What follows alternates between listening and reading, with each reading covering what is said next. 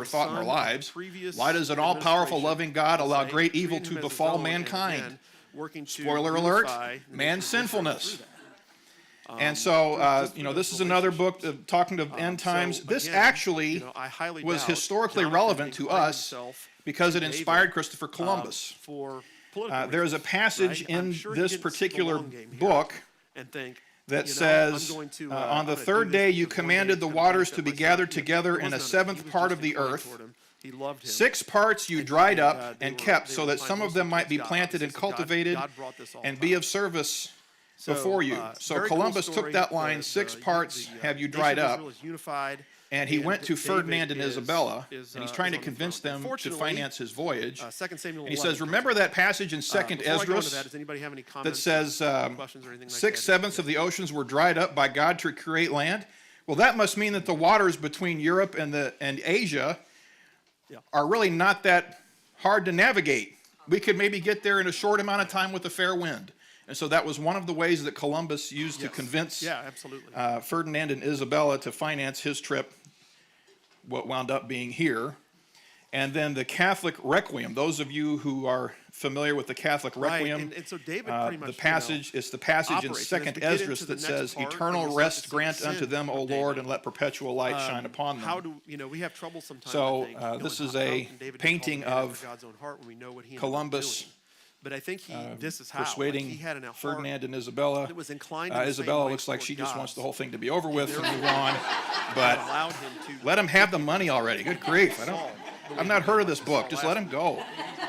So, and we see that. all right, a couple of other things I wanted to point out. Of him on a regular basis. These are about the additions. I'm going to ask for Jeff's assistance on this later on. Excuse me. There are some additions that the Greeks made to Esther. It doesn't. So whoever's listening, They add online apocalyptic scenes, they add edicts, they add All right, prayers, so they let's even look go at to 2 the point to Samuel add dragons. this Esther. is the chapter, And they where added one David other falls. thing. And I'm not going to. They added God, because how many times is God mentioned in the original Esther? Not at all. This man that we That's kind of know a that problem has to them. heart So after they God's thought own it would heart. be wise to And we've add seen so God much righteousness 50 from, times. And this takes made the book Bathsheba from more Uriah acceptable. and murders They Uriah. weren't about to put it into a And Greek we move translation, forward the to chapter Septuagint, if 12. it doesn't mention God He at all. is, So they put it in there. This Yes. is where he is confronted by the prophet Nathan. And there was, now it's back-to-back chapters. chosen for such So a I think time we as this. imagine probably that this happened back, Right, in because who else 2 could have? days. I But think it was probably but more not like mentioned months. out in the open. There was a period of time here where it's likely that David Right. lived. So in his a lot sin. of these apocryphal books deal with And, additions and to then existing Nathan, books. God sends, And Nathan to this Luke is the part I really 12:7, wanted to 2 bring up. Samuel 12, How many of you, and there's no 7, wrong answer to this question, how Nathan many is of you, for talking to whatever him. He says, reason, Nathan said then to have David, a "You are the Bible man. that has the Apocrypha Thus says in the it? Lord It could God of be, Israel, it is you know, I it's who an anointed you it's an king heirloom over that you Israel. have, or I something who that delivered you from the use hand to of Saul. study, I or also whatever. gave You your have master's one, house and your I know master's my wife mother-in-law and was your raised in care, a and I gave you the Catholic house of Israel and Catholic Judah. home, and so she And has if that had one. been too little, Now, there's nothing I would wrong have with added having to that. you I actually have more one that things has like the these. Apocrypha in it. I Why use have it you to study despised the word of the Lord the by Apocrypha. doing Thank you. evil in his sight? You have So, struck down Uriah the Hittite what a concept. with the sword, and have taken his wife to be your wife. But I You want to have killed him caution with the you sword. if you use Son that of Bible his as your hand. regular study Bible, because there are some tricky things in there. Now, most of these Bibles will have a separate section that says apocryphal books. It'll be in between Old and New. But in some cases, it'll be, Tobit will be between Nehemiah and Ezra, or it'll be somewhere else, and you will look at it and you'll recognize that it's probably apocryphal. Tobit, I've never heard that before. It's probably apocryphal. Problem is, some people will go, Nahum, that's probably apocryphal. I've never heard of that before. But with some of these additions, they literally add them to the books, and they don't tell you, since it's a Catholic Bible. By the way, the Protestants have a problem with these next two chapters. Right? They just throw it in there. For example, 2 Chronicles 33, your version has 25 verses. In the versions with the Apocrypha, some of them, they will have 40 verses. Or they'll have a separate 37th chapter. 2 Chronicles has 36. They will add that on there, and with no real disclaimer. Jeff, how many chapters does Esther have? 10. In a lot of other versions with the Apocrypha, it has 12. Daniel, I'll get to that later, I'm sorry. I showed you that. Manasseh. Esther 4 In your version of the Bible, Esther 4 has 17 verses. In the Apocrypha, it will have 17 verses and then 17 A, B, C, D, E, F, G, all the way down to X, because it will add these things. All right? And here's an example. Verse 17, so Mordecai went and did all that Esther commanded him. That's where it should end. However, he then beseeched the Lord, on and on, A through X. It adds it to it. And it has 10 chapters. In some Hebrew Bibles, when they don't do the A through X, they tack it on at the end, and it's 2 more chapters. Daniel, how many chapters are in Daniel? 12. In some of these other Bibles, they have 14 chapters. Chapter 3 is supposed to have 30 verses. In these other versions, chapter 3 has 97 verses. All right, here's some, I don't know how well you can see these screenshots, but this is from the Vatican. This is their Bible online. You can see that Daniel has 14 chapters. Then Nebuchadnezzar the king was astounded and stood up in haste. He said to his high officials, was it not 3 men we cast bound into the midst of the fire? And they replied to the king, certainly, O king. And then here it says, but they walked about in the midst of the flames, singing to God and praising the Lord. And then we have the prayer of Azariah. This goes on and on for a whole other several verses. So just be mindful of that. If you have one of these, actually, I was in a Goodwill and came across a Catholic Youth Study Bible, and have an example of it right here. This is Daniel, and it goes all the way to chapter 14, when it talks about Bel and the dragon. So that's what first got me hooked on the Apocrypha, actually, because there was a story called Bel and the Dragon, and it involves Daniel. I got to read this. Tim. Yeah, I think I read that the Church of England kind of wanted to do the Apocrypha, and there is a Cambridge publishing Apocrypha book. It's a thin book, which I have, by the Cambridge Press, that has all the Apocrypha separate from the Bible. Separate from. From there. Okay. But I can't remember where I read that, but because there was a lot of, the Episcopals like to link themselves to being Catholics. Right. Catholic light. Yeah. Yep. True enough. This is a true story. I had a little copy of it as well, and I lost it for a long time and was worried about it until I realized that the word Apocrypha actually means hidden books, so I thought I'm not going to worry about it. It eventually turned up. Okay, Jeremiah has a couple. He had a secretary or a scribe named Baruch, and he wrote, he took after his boss very well because it's very kind of depressing in its judgment. And then a letter of Jeremiah warned the exiled Jews from following foreign ways and religions. Here's a spot the red flag from the letter of Jeremiah. Because of the sins which you have committed before God, you'll be taken to Babylon as captives by Nebuchadnezzar, king of the Babylonians. Therefore, when you have come to Babylon, you will remain there for many years, for a long time, up to 7 generations. After that, I will bring you away from there in peace. Now, unless a generation is 10 years, instead of the 40 or so that I know, that's not right. So there's some contradictions there. The most interesting of the additions have to be Daniel. They added the prayer which I showed you earlier. Azariah, we know him better by Abednego. And they added the prayer of him and the song that the 3 men sang after the furnace trial was over. And then 2 other stories. One is Susanna. Most of the Renaissance art for this is NSFC, not safe for church. They add the chapter 13 of, it's the chapter 13 that they added to Daniel, 64 verses. Susanna is a woman married to Joachim, a rich Babylonian. 2 elders attempt to seduce her when they catch her alone and threaten her if she doesn't comply. And so she doesn't comply, and so they make up the lie that she was committing a lewd act with a younger man. And so, innocent woman versus 2 elders, who are they going to believe? They're going to believe the elders. and they sentence Susanna to death. So God stirs up Daniel. It says, God stirred up the Holy Spirit of a young lad named Daniel. Daniel tells them to return to court, for these men have given false evidence against her. So he takes these two elders to the court of law, and these two elders are getting a little nervous now because Daniel has a reputation, you know.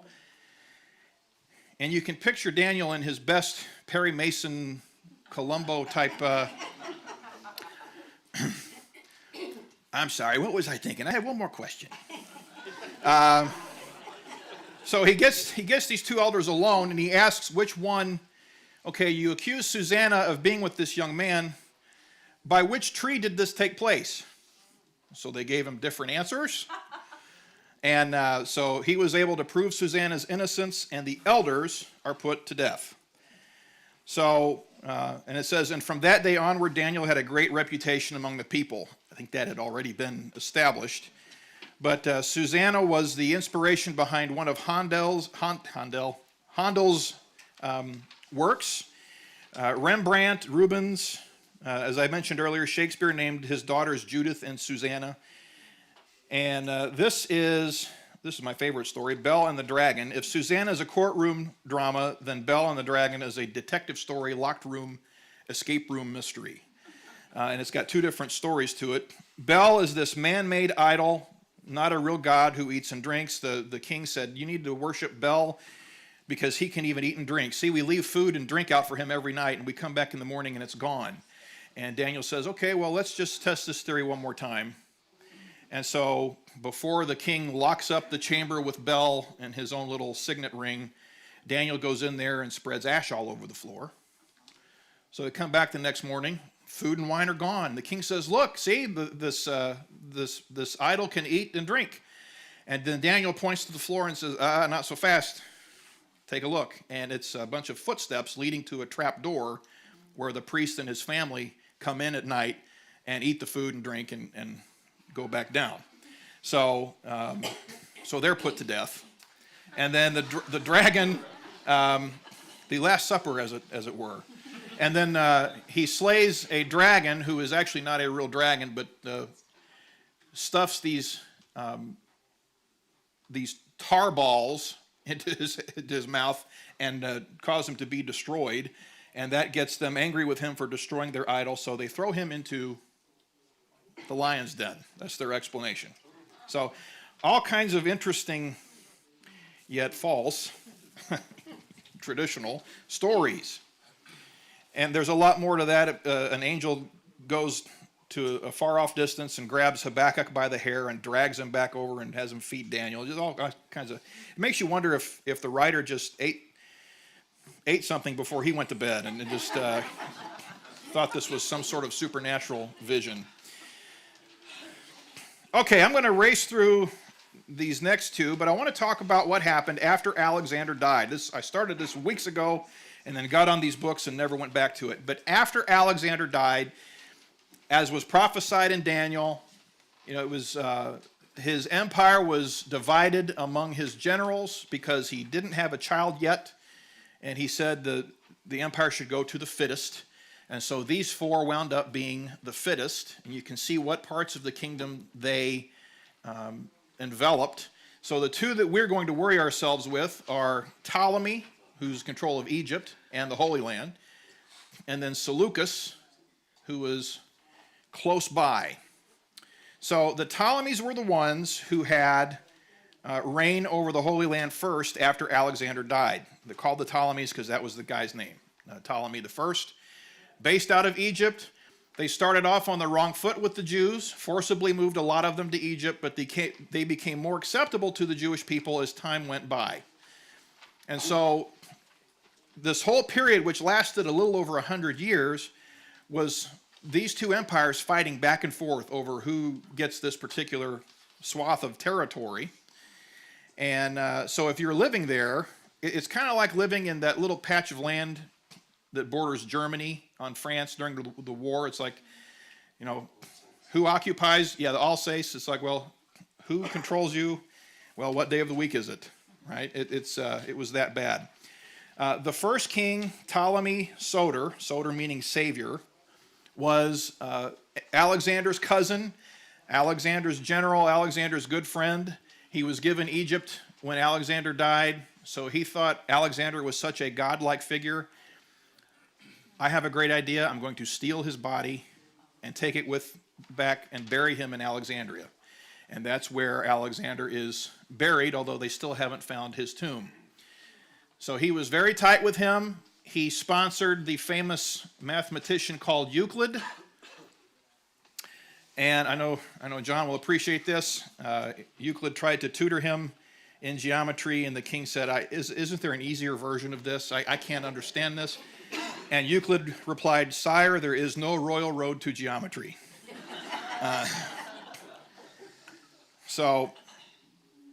The reason he got off on bad footings with the Jews is because he tried to enter the temple. And he also attacked them on the Sabbath. As he pretended to offer sacrifices, and so they let him in. This was on a Sabbath.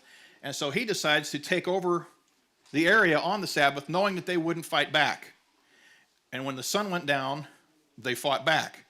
And he didn't care for that. And so he decided to sack the entire town. And this was a medieval. It's amazing how Jerusalem looks like a medieval European village in this painting. But he took many Jews prisoner, forcibly resettled them in Egypt. But eventually things calmed down, and the Jews were left alone. Alexandria became the cultural center of the Jewish people by this time instead of Jerusalem, because of all the forced movement and everything else. This was also the time when they built the wonders, some of the ancient wonders of the world, like the Library of Alexandria and the lighthouse. So, like I said, he feuded with that other general next door because Israel is a very important land bridge. And Jerusalem changed hands at least 6 times while all this fighting was going on. And this fighting that took place actually caused both of them to become weaker. Because here's the map of these 2 empires, and look at where Jerusalem is located. Right there, right in the midst of all the fighting. The next king, Ptolemy, this cracks me up. Ptolemy Philadelphus. You know what Philadelphia means? City of brotherly love. Unless you are Santa Claus at an Eagles game. It's a whole other story there. But Philadelphus means sibling loving. And it's kind of funny because he married his sister. A lot of these Ptolemies, like all Egyptian monarchy, it was incestuous. The family tree did not fork, right? It was kind of a straight line. Yeah. And Cleopatra descended from this group, this family. And so there were a lot of sibling marriages that went on. But they favored the Jewish people. They freed 120,000 Jewish slaves. They sent gold. They didn't take it. They sent it to embellish the temple. It was this king that authorized the Septuagint, the translation of the Bible from Hebrew over to Greek. The third one, this is where it gets really wild. Ptolemy III, a prophecy about him was fulfilled in Daniel chapter 11. I'm just going to turn there to show you. I'm not going to read it, but Daniel 11, a lot of it talks about the king of the north and the king of the south. And the king of the south was this guy. And the king of the north was the Seleucid king fighting him at the time. Actually, when I turn my Bible to Daniel 11, it shows a map of the Ptolemy and Seleucid empires, because this is the prophecy that was being fulfilled about wars that happened between them in order to overtake the Judean region.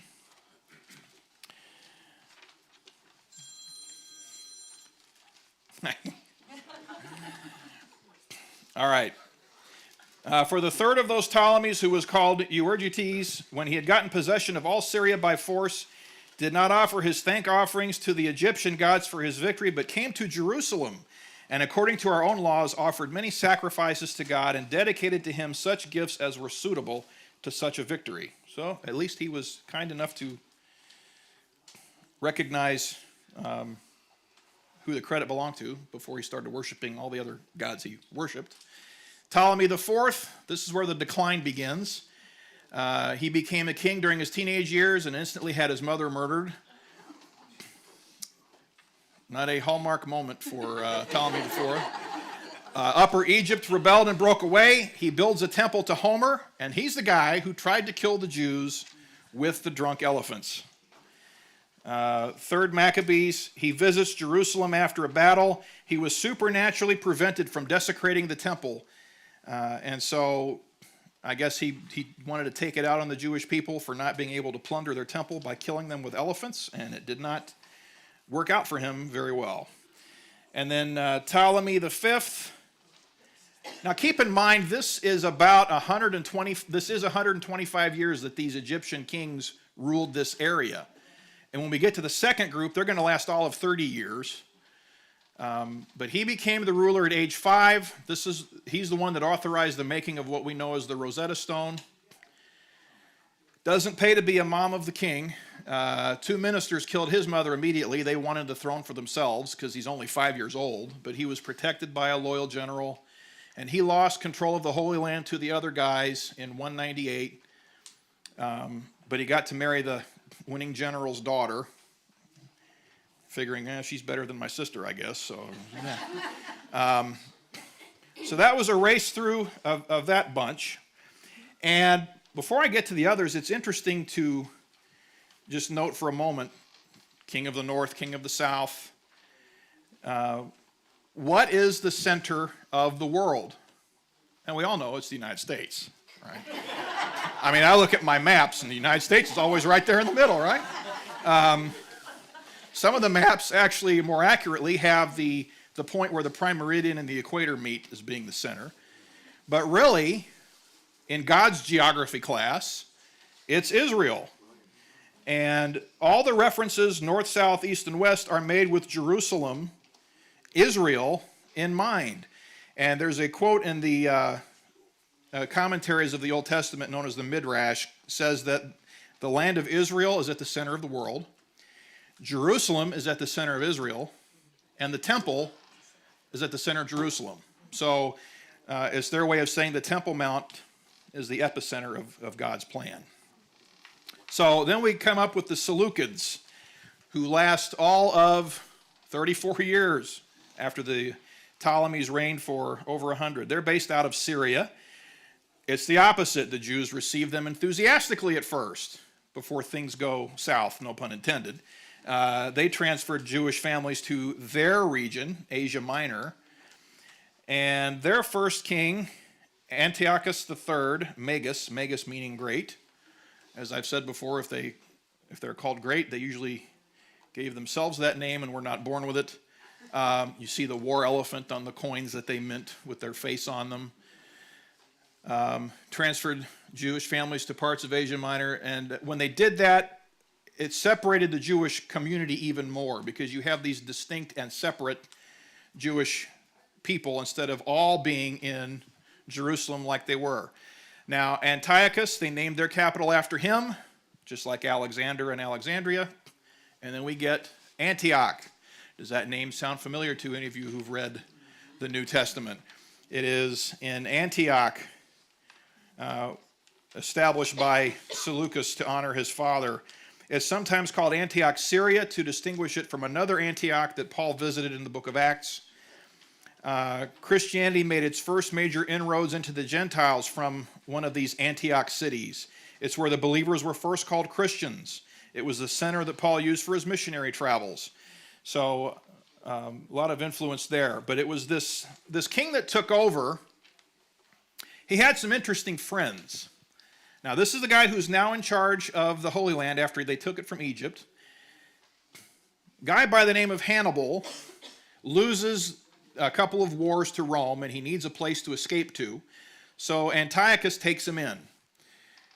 And Rome tried to make peace with him. I don't know if it's because they wanted him to turn Hannibal over or not.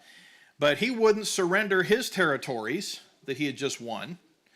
So Hannibal starts bugging him, hey, you should attack these Romans. You should, get my revenge for me. And attack them. And he convinces Antiochus to attack Greece. And he's defeated at the Battle of Magnesia. Sometimes the jokes write themselves, but so I won't go there. So Rome took Asia Minor, which is Turkey, and forced the king Antiochus to surrender his navy, surrender his elephants, and they also demanded a huge payment. Okay, if you want peace with us, if you don't want us to destroy you, you're going to have to pay us 1,000 talents a year for 12 years. And just to make sure, your collateral will be your youngest son. We're going to take your youngest son, Antiochus, hostage until you pay it off. So what does Antiochus do? How can he raise this money? He can raise taxes on everybody, or he can find it. And where do the Jewish people keep all of their wealth? In the temples. So he starts plundering Jewish temples in order to come up with this money to pay off the Romans and free his son. And when he is in Iran, and it's not just the Jews, it's other religions too. When he's off in Iran at the Zoroastrian temple, plundering that, they murder him. So he is murdered trying to steal from a temple. His older son, who's not a hostage, takes over. And he doesn't learn the lesson because he wants to keep plundering temples. So he sends his minister, Heliodorus, to Jerusalem. Hey, I hear there's a lot of money in that Jerusalem temple. Why don't you go over there and try to steal some more out of there for me? We'll spring my brother out of Roman prison. According to the Apocrypha, some of these other writings, Heliodorus goes to Jerusalem on behalf of his king, and he's roughed up by 2 angels.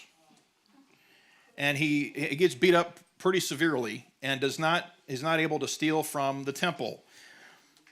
2 Maccabees 3 talks about this, and also Daniel 11:20, which I will read very briefly. Then shall arise in his place one who shall send an exactor of tribute for the glory of the kingdom, but within a few days he shall be broken, neither in anger nor in battle. So a lot of people think that's a prophecy about this Heliodorus and the king, because when Heliodorus recovers and goes back home, he murders the king. How dare you send me? What were you thinking? Sending me facing those angels. So he murders the king. This is actually Raphael painting called The Expulsion of Heliodorus from the Temple. You see some angels knocking him around a little bit. So the dad is gone, the older brother is gone, and that leaves the younger brother who's still a hostage. He happened to be released and on his way home when his brother was killed. And his name was Antiochus IV Epiphanes. I have 6 minutes to talk about this guy. I think it's going to bleed over to next week. Because he is up there with Nero and Hitler in the Jewish mindset. He was a hostage as a young lad, and he gained a healthy respect for Roman power and Greek culture. So he was on his way back home when his brother was killed, and he learns that he's the king. So he goes from being a hostage to being free and being the king without his dad or his brother. And so he assumes the throne, and in his own modest way, he named himself Epiphanes, which means visible God. Antiochus IV, the visible God, God made manifest. So he broke his father's word. His father, the third, had promised religious freedom to the Jews. He decides, I'll replace the high priest with another Jew who's loyal to me and willing to pay for power. We're broke now, had to pay all this money to Rome. We still need money. So I'm going to tax people and steal from them and accept bribes. So that's the kind of king he was going to be. So one of the things he tried to do was he tried to expand his territory, did the prayer of Jabez, the whole thing. And so he decides to go down to Egypt and try to take some Egyptian territory. Not just the Holy Land, let's keep it going. Let's go get the rest of it.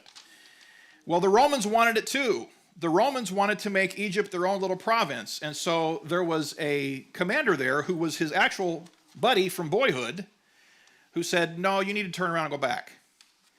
Antiochus says, I don't want to go back. I want to take over. I want this part of Egypt. So this commander, they're on a beach. He drew a circle in the sand around Antiochus and says, you will not leave this circle until you promise me that you're going to turn around and go back home. And a lot of people believe that is where we get the line in the sand analogy from this instance between these two people. So he realizes this is not a winning fight, so he's going to turn around and head back humiliated. Indignity number 1, he has to head back home through Palestine humiliated and empty-handed. Indignity number 2, he learned that while he was gone, they overthrew the high priest that he had put in there, that had paid good money to be the high priest. And indignity number 3, they had heard a rumor that he was dead, so they start celebrating. So he shows up and he wonders why they're celebrating, and he finds out they think you're dead, sir. Okay, all right. Indignity number 3. So in this frame of mind, he began 2 years of horrible persecution of the Jews. Daniel 11, verses 21 through 35 talks about some of this. He is compared to Nero. He is compared to Hitler. This is compared to an ancient Holocaust because he wanted his final solution. He wanted to wipe out the entire Jewish race if he could. He was called the Antichrist of the Old Testament. He forced the Greek way of life on the Jewish people. He insisted they mix their faith with pagan Greek worship or emperor worship. It was his deeds that started the Maccabean revolt. So this week was about the Maccabean revolt, and I got in one sentence of what the Maccabean revolt was about. I will say this, though. I'll close with this. It's not on the... Well, yeah, it is, actually. In all of his attempts to... I want to fill in that blank. I'll come back to this other stuff later. He did have one ally in his attempts to wipe out Jerusalem and the Jewish people there. The Samaritans. Now remember when Alexander was coming through and he gave the Jewish people in Jerusalem a tax break, and then the Samaritans said, hey, oh, okay, we're with them. We're with them. Now it's the opposite. This is from Josephus. I'll close with this. And next week I'll do 3 dig. I think my last week will just be a bunch of dig thises, and we'll just have to get caught up there. When the Samaritans saw the Jews under these sufferings, they no longer confessed that they were of their kindred, nor that the temple on Mount Gerizim belonged to God. This was according to their nature, as we've already shown. They now said they were a colony of Medes and Persians. So they sent ambassadors to Antiochus and an epistle whose contents are these. To King Antiochus the god Epiphanes, a memorial from the Sidonians who live at Shechem, let our temple, remember they're passing this off as the real Jewish temple after the exile. After Nebuchadnezzar destroyed the first one, they built this one and said, this is the real Jewish temple. Now they're saying this. Let our temple, which at present hath no name at all, liar, liar, pants on fire, be named the temple of Jupiter Hellenius. If this were once done, we should no longer be disturbed, but should be more intent on our own occupation with quietness, and so bring in a greater revenue to thee. So, yet another reason why the people, the Jews in Jerusalem hated hated the Samaritans and had a hard time believing Jesus was their Savior and Messiah when he talks about good Samaritans. So, just something to keep in mind. Next week's going to be a big week. I'm going to focus on the Jewish people almost exclusively and how they handled all of this, and we'll get into some groups I know you've heard of in the New Testament, because Jesus didn't have a lot of nice things to say about them. Hint, hint. We'll get to that next week.